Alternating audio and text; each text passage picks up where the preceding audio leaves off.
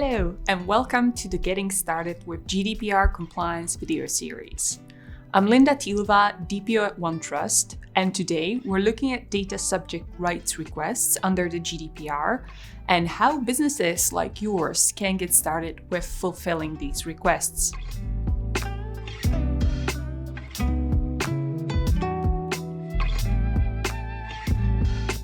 When the GDPR entered into effect, it gave individuals several new rights for controlling how their personal data is used. There are 8 fundamental data subject rights under the GDPR, plus the right to withdraw consent. These rights are: first, the right to be informed.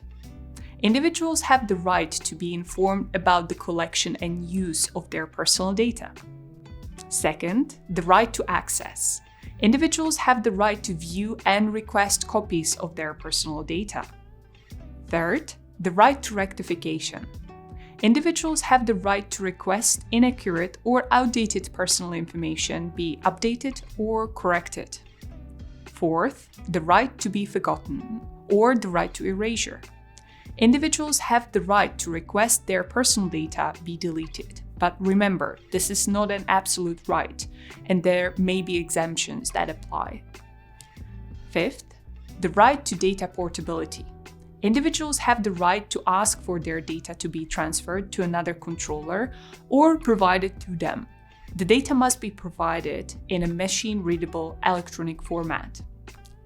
Sixth, the right to restrict processing. Individuals have the right to request the restriction or suppression of their personal data. 7. The right to object. Individuals have the right to object to the processing of their personal data. 8. The right to object to automated processing. Individuals have the right to object to decisions which are being made with their data solely based on automated decision-making or profiling. Finally, there is the right to withdraw consent. Individuals have the right to withdraw consent that they have previously given to processing of their personal data.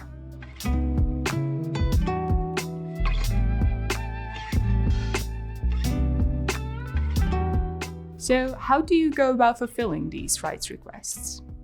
First, you need to have a system in place for receiving and responding to them. This may involve having a dedicated email address that the individuals can email into, or having a web form for individuals to submit their requests. Next, you'll need to verify the identity of the individual that's making the request. This is to ensure that the personal data is only being disclosed to the correct person. This can be done through various methods, such as requesting a person's government-issued ID or confirming that the individual's email address or phone number match against your records for them. Once the individual's identity has been verified, you must then search for the personal data in question and gather all relevant information. This will likely involve searching through multiple systems and databases, and it's important that you have a very clear and consistent process for ensuring that all relevant data about the individual is found and disclosed.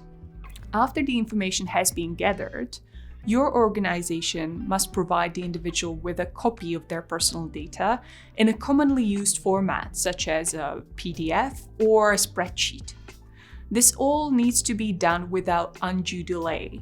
This means by default no later than within 1 month after you have received the individual's request.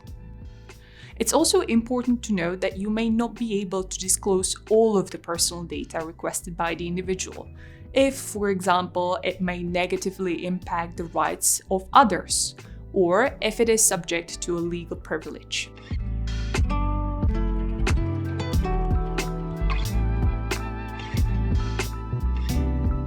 So there it is, data subject rights under the GDPR and how to start fulfilling them.